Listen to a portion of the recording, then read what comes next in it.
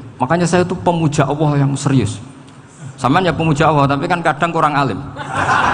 Saya ini pemuja Allah serius. Saya tuh kalau ngaji, ya ngaji biasa belajar, tuh sering nangis ya, nangis seneng. Misalnya saya baca tadi, Miftahul Jannah la ilaha illallah, lung kunci kok dikasihkan. Kita ini masuk neraka gak pantas, enggak bawa kuncinya kok masuk. Harusnya kita ini masuk surga, kita kan pegang kunci surga, gak pegang kunci neraka. Maka aneh kalau kamu masuk neraka itu aneh. Coba kita pegang kunci surga apa kunci neraka? Tapi kadang teman saya suka neraka ora ono kuncine. Karena tidak ada pintunya. Terus saya bilang, kamu kok tahu? Memangnya mau ke sana kata saya. Saya tidak punya rencana tahu neraka. Karena nanti di antara syafaatnya Quran itu orang kalau mau masuk neraka tidak jadi. Ya nggak apa-apa ya, diatur sendiri. Jadi di antara syafaatnya Quran itu orang nggak jadi masuk neraka. Jadi syafaat itu ada dua, dari neraka diangkat ke surga, dan itu bisa lama itu. Tapi kalau syafaatnya Quran itu yang belum masuk neraka supaya nggak jadi masuk neraka. Karena neraka juga punya aturan, dia juga kena aturan fikih. Jadi, betul ini, saya ada guyon. Jadi kena konstitusi apa? Fikih. Sama tak ceritani syafaatnya Quran itu. Ada orang itu beling itu fasik. Itu dihafal surat Tabarok. Hafal betul. Tabarakalladzi biyadihil mulku wa huwa ala kulli syai'in qadir alladzi khalaqal mauta wal hayata. Pertanyaannya gini, boleh enggak orang menginjek surat Baqarah? Boleh enggak? Enggak. Padahal orang hafal Quran itu artinya ayat itu ada di hatinya. Fa inna wa ta'ala la yu'adzibu qalban wa al-Qur'ana. Allah tidak akan menyiksa hati yang menyimpan Quran, yang jadi flash disknya Quran, yang jadi rekaman Quran. Singkat cerita orang ini hafal.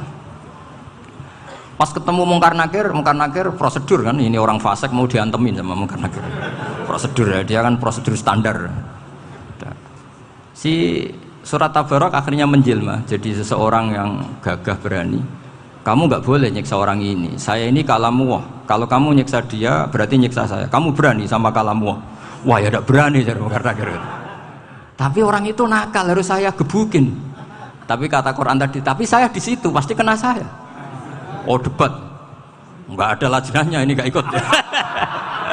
Kalau Gus Wirjon ikut jadi lajnah. Kalau jadi lajnah pasti kroninan, kalau santrinya dimenangkan nanti. Akhirnya debat. Ya sudah kita ketemu Allah. Akhirnya Mungkar Nakir sama Quran tadi surat Tabarok datang sowan sama Allah. Terus kata Allah, memangnya kenapa Mungkar Nakir? Saya harus nyiksa dia karena dia fasik ya Allah. Memangnya kenapa surat Tabarok? Saya ada di situ. Menurut aturan orang tuh nggak boleh injak-injak Quran. Kalau dia nutuk saya, nutuk Quran, itu harus dikasih tahu fikihnya Mungkar Nakir. Akhirnya Allah ngendikan gini ke surat Tabarok, ya sudah terserah kamu. Kalau terserah kula Gusti, Mungkar Nakir nggak boleh nyentuh orang ini. Ya sudah selamat. Sehingga terus itu sama baca di termasuk mukjizatnya surat Tabarok di tafsir Ibnu Katsir banyak.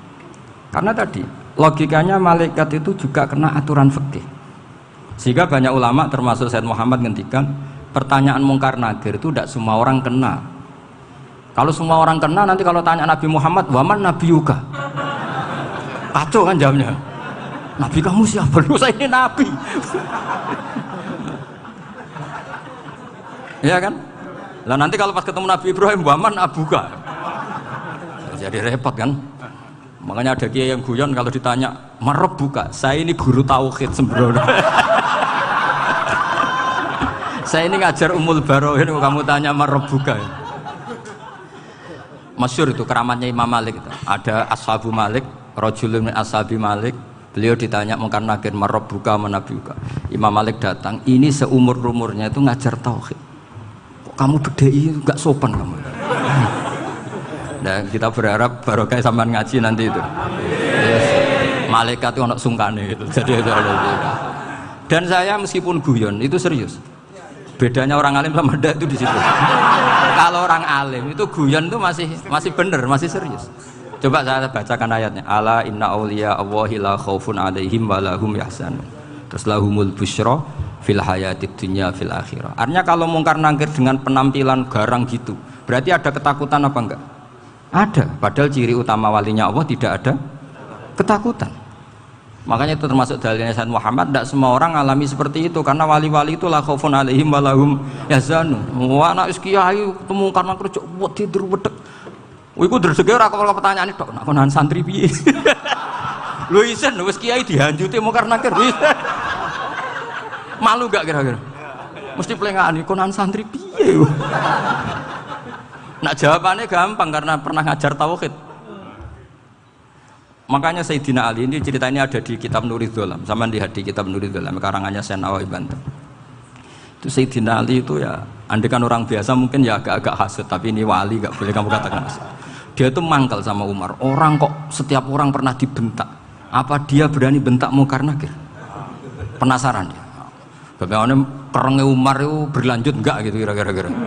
Akhirnya minta, ya Allah saya minta kasyaf. Ya karena yang minta Sayyidina Ali karena mau wajah dituruti sama kasyaf. Dilihat Sayyidina Umar pas meninggal itu. Jadi hasud itu ya kadang penting asal baik. Loh betul bahasa Kanjeng Nabi kadang la hasada illa fisnaten. Itu Nabi bahasakan ya hasad.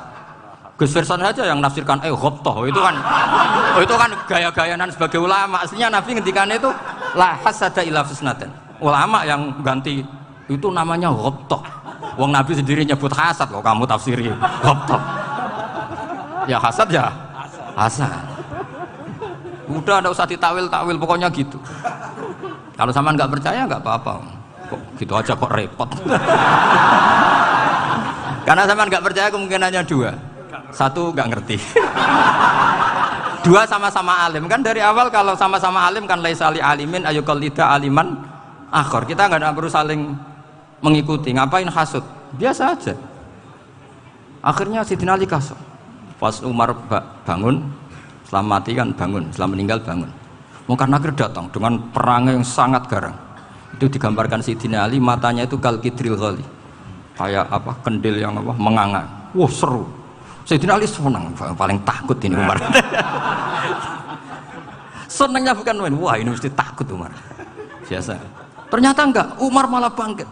Woi, Munkar Nakir. Kamu tahu menghadapi siapa? Itu betul.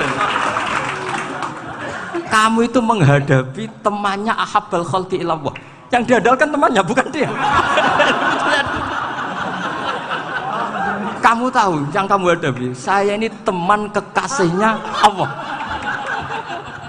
Jadi boleh kamu mengandalkan Mbak Virjon. Tapi nanti resikonya Munkar Nakir tanya, itu Virjon siapa? Wah itu masalah kan. Makanya syaratnya wali itu harus ma'rufun fis sama. Di langit sudah populer. Makanya dulu ada orang yang saking seninya Abdul Qadir ditanya apa saja jamnya Abdul Qadir Al-Jilani itu aman karena beliau populer. Makanya program kita harus populer dulu di langit. Nah, itu nanti kalau dicatut oleh santri-santri nggak apa-apa. Kalau nggak populer nanti ditanya, itu siapa? Masalah ini. Umar itu yang dibanggakan itu, kamu tahu saya siapa? Ya enggak tahu, saya ini temannya kekasihnya Allah. Temannya Muhammad, iya Muhammad Rasulullah. Wah mikir, waduh, repot. Loh di dunia aja gitu kan, temannya presiden, temannya panglima, apalagi ini temannya Sayyidul Awalin wal Akhirin. Di dunia aja bilang temannya presiden, menteri, orang sudah takut, apalagi ini temannya Sayyidul Awalin. Hanya Munkar Nakir terus konfirmasi sama Allah, gimana ya Allah ini ngadepi. Sebetulnya yang diandalkan itu temannya, bukan dia. Wah, akhirnya sama Allah dibilang, ya bu, ya sama seorang seperti itu bu yang sopan. Terus semenjak itu Munkar Nakir itu nggak selalu berpenampilan seperti itu, sangat. Jadi semoga itu konsisten sampai nanti.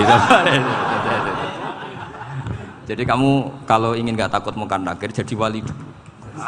Karena syaratnya tadi hanya wali sing la khaufun alaihim wa lahum yahzanun lahumul busyra fil hayatid dunya fil akhir. Jadi orang itu kalau ngaji itu harus khatam. Jangan semuanya kena pertanyaan. Dan kalau semuanya kena pertanyaan nanti repot. Kalau Nabi Muhammad ditanya waman Nabi juga. Nabimu siapa? Lu kan terus jadi aneh. Jadi makanya ngendikane Sayyid Muhammad semua ulama lah, nggak ada am kecuali ditaksis. Kecuali sifatnya Allah, misalnya bikulli syai'in alim ya benar-benar bikulli syai'in Tapi kalau am semuanya pasti ada taksis, meskipun dalam muhawarah muhadasah biasa. Misalnya contoh gampang, istri kamu baru seneng kamu, mas nak pengen popo itu lapor aku, gak popo mas, mesti aku seneng sama lapor. Iku dia aku pengen wayo, wah langsung jadi apa wae, mesti apa wae, maksudnya kecuali itu. Gitu. Padahal kalau ngomong, mas sampean ingin apa saja tak dukung, sampean bilang, pengen iku wayo. Kira-kira disetujui apa enggak? Sama seperti kita kalau punya teman akrab, wes nang omahku gak apa-apa, anggap aja omahmu dhewe. Terus mlebu-mlebu kamar. Jadi tidak ada am kecuali di taksis. Artinya kalau ada cerita bahwa orang mati pasti ngalami ditanya mungkar nangkir, itu pasti ada am yang di taksis. Itu pasti juga dialami para anbiya, para auliya. Karena ciri utama wali itu la khaufun alaihim walahum yahzanun. Kemudian saya yang mau cerita ya, supaya sampean bisa menghadapi dunia global ini, tak bawa tafsir Munir termasuk tadi. Kenapa orang Islam, Rasulullah SAW itu lebih senang kalau yang menang itu orang Nasrani Romawi, ketimbang yang menang itu orang Faris, dalam hal ini ateis. Karena orang ateis itu lebih ngeri. Sebetulnya beberapa penemuan sains, terutama di ilmu medis, itu orang Amerika, kayak cloning. Tapi orang Amerika itu masih dilarang oleh gereja untuk mengaplikasi, karena nanti bayi cloning itu dipakai suku cadang. Di Amerika masih ditentang oleh fatwa-fatwa agama, baik Islam maupun Kristen. Tapi di Cina itu dipraktekkan, karena nggak ada halangan agama. Di Cina itu biasa ada kondom diolah lagi jadi alat-alat aksesoris. Di Amerika tidak ada karena masih ada agama, masih ada larangan. Sehingga orang Islam itu lebih takut kalau yang menang itu Persia, karena terus cara berpikir ternyata Tuhan itu tidak ada, langit nggak ada perannya. Jadi ketika yang menang Nasrani masih berpikir itu pertolongan Tuhan, meskipun mungkin cara mengatakan Tuhan beda dengan kita. Tapi ada satu kesamaan bahwa kekuatan samawi itu ada. Jadi disebut hulibatir rum fi adnal ardi wa hum min ba'di ghalabihim sahlibun. Di sini diterangkan oleh Syekh Nawawi supaya kamu tidak salah paham. Sebetulnya kamu katakan misalnya wah itu paham liberal, sebenarnya saya tidak tersiksa. Cuma takut yang mengatakan seperti itu cek goblokir atau ngaji gitu. Itu aja masalah saya. Ini saya baca ini karangannya Syekh Nawawi, karena tadi kata Mbak Firjon, ngaji itu harus sama orang yang bersanad. Saya ini kalah sama beliau itu berkali-kali. Secara nasab saya harus manggil mbah. Secara silsilah ilmu saya juga kalah lagi. Saya sering disewani sama cucu-cucu Syekhona Khalil. Kiai Siddiq itu termasuk murid dekat beliau, Syekhona Khalil. Kalau itu berarti kan Gus Firjon, Ahmad, terus Mbah Siddiq. Mbah Siddiq ngaji Syekhona Khalil. Syekhona Khalil itu pernah ngaji langsung sama Sayyid Zaini Tahlan. Berarti beliau dari Sayyid Zaini Tahlan itu baru generasi kelima. Sementara saya itu sudah ke-7 atau ke-6. Saya, Mbah Mun, Mbah Karim misalnya, Mbah Hashim, Mbah Mahfud Termas, Sayyid Abi Bakar Sato yang arangnya Anatul Tolibin, baru Sayyid Zaini Tahlan. Berarti saya ke-7, kalah lagi. Tapi untuk jadi wali biasanya cepat saya. Karena syaratnya jadi mbah itu ngalah demi putu. Jadi kalau beliau ngotot, saya dulu Gusti, saya mbahnya. Wah itu mbah yang nggak baik. Pasti jatahnya dikasihkan apa? Cucunya dulu. Makanya Abdul Muthalib itu orang yang dapat wangsit, tapi yang jadi nabi itu cucunya. Jadi dalil saya banyak. Sebenarnya Abdul Muthalib itu sudah sering dapat wangsit. Karena saya bahasakan wahyu, nabi yang protes, enggak nabi kok dapat wahyu. Tapi sebetulnya Abdul Muthalib itu masyhur. Kalimat-kalimatnya menunjukkan bahwa beliau itu sudah dapat wahyu kalau nanti cucunya itu jadi apa? Nabi. Makanya senangnya bukan main Abdul Muthalib sama Rasulullah. Putu seneng, mbah seneng putu. Jadi mungkin, jadi sampean enggak usah protes loh. Yang jadi wali kok cucunya. Dulu betul. Dulu Mbah Hamid Pasuruan itu kalau Mbah Ahmad Siddiq ke sana, Mbah Hamid Pasuruan kalau manggil Mbah Ahmad Siddiq itu paman. Tapi pamannya minta ijazah ke ponaan. Apa ya gara-gara itu memang. Kalau itu masih berlaku apa? Ngalah tadi. Kayaknya masih apa? Hawane masih. Hawane masih. Karena melihat tren-tren langit masih gitu kayaknya masih. Masih itu. Ya, tapi banyak tetap